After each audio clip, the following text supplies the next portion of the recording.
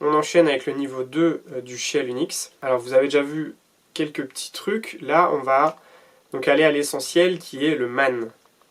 Donc c'est une fonction, donc la fonction man. Et c'est un peu la fonction qui va vous sauver la vie, quoi.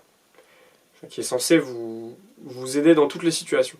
En fait, la fonction man, c'est un peu l'accès à votre méga dictionnaire. Donc là, par exemple, vous vous souvenez d'une fonction touch que vous avez appris avant, mais vous ne savez plus ce qu'elle fait.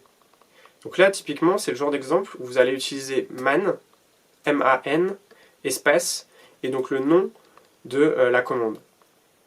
Donc en l'occurrence, la commande touch. Voilà, donc le man va vous permettre d'avoir beaucoup plus de détails sur la totalité des commandes de shell. Et là, donc préparez-vous à en chier. Bah voilà, c'est comme typiquement, c'est exactement comme quand vous ouvrez un dictionnaire pour la première fois. Bah vous avez vite envie de le refermer parce que c'est un peu l'horreur. Alors soit ça va être votre bonheur, soit ça va être une horreur. En général, c'est plus une horreur. Bah déjà parce que c'est fat, hein, c'est solide quoi. Il y a des pages, enfin il y a des gens qui se sont vraiment fait chier à écrire ça. Ça doit pas être le job le plus ouf quand même. Et vous allez prendre le temps de lire. Donc c'est chiant parce que bah déjà c'est massif, en plus c'est en anglais. Donc si vous êtes en galère en anglais, bah bon courage. Parce que même quand on s'en sort bien en anglais, bah on a du mal à comprendre. Mais c'est votre kit de survie quoi. Donc si je vous explique des fonctions, des commandes, vous les comprenez, c'est tant mieux. Mais dans la vraie vie, ou dans la vie tout seul, bah, vous allez devoir vous débrouiller avec le man. Donc entraînez-vous à le lire, même si vous ne comprenez rien au début, c'est important. Donc pour quitter le man, vous tapez juste sur la touche Q. Donc là, c'était le man de touch. Donc on va revenir sur les choses que vous saviez d'avant. Vous aviez appris donc le mkdir et le touch. Bon, on va rester sur touch justement. Mettons que vous avez lu le man, vous savez ce que touch fait. Donc je vais faire un touch. Et donc je vais créer, donc avec touch, on sait qu'on crée un fichier. Donc je vais créer, donc fichier, on va mettre quoi? Fichier plutôt chiant à écrire. Voilà, donc là, avec cette commande, bim, j'ai créé le fichier plutôt chiant à écrire.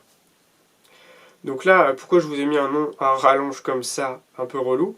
Parce que je vais en profiter pour vous apprendre un peu un raccourci qu'on utilise tout le temps. C'est le raccourci tabulation. En fait, le raccourci tabulation, il permet un peu de faire l'autocomplétion, donc de faire une suggestion. Je vais vous montrer, ça sera plus simple. Donc là, mettons, j'avais envie de supprimer donc, ce fichier plutôt chiant à écrire.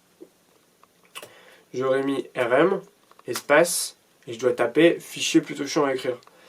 Mais comme il est plutôt chiant à écrire, je peux taper juste fi par exemple, et en tapant sur tabulation, voilà, tout de suite, il m'a mis, il m'a tout écrit, quoi.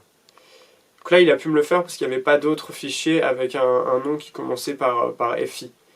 Donc si vous voyez que vous avez plusieurs noms qui commencent par FI, bah, vous mettez FIC, et à partir de la première lettre différente, ensuite vous mettez tabulation, et il complète immédiatement. Donc là, du coup, ça me permet, je vous remontre, hein, j'efface.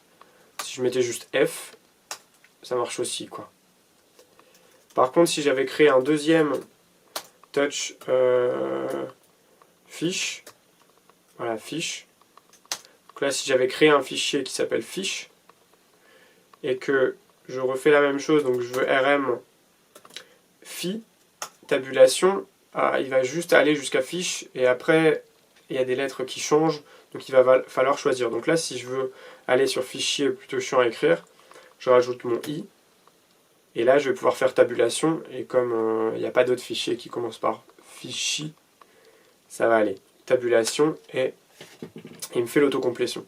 Donc retenez, vous allez utiliser très souvent ce raccourci tabulation pour aller beaucoup plus vite.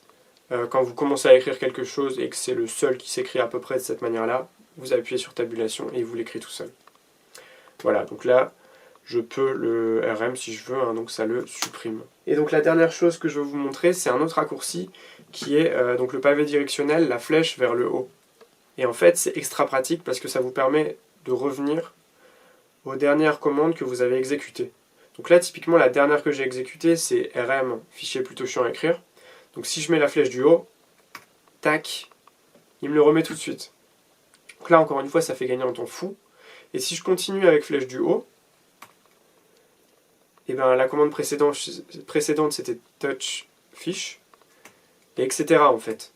Donc je peux remonter très très loin avec ma flèche du haut. Donc ça c'est super pratique parce que souvent on utilise les mêmes commandes, voilà, ls, cd, tout ça, mkdir, et enfin s'il y en a qui sont un peu longues, ou alors vous vous souvenez de ce que vous venez de faire et vous voulez naviguer vite, vous allez alterner, vous allez utiliser souvent donc la flèche du haut, la tabulation, et ça va vous faire gagner beaucoup de temps.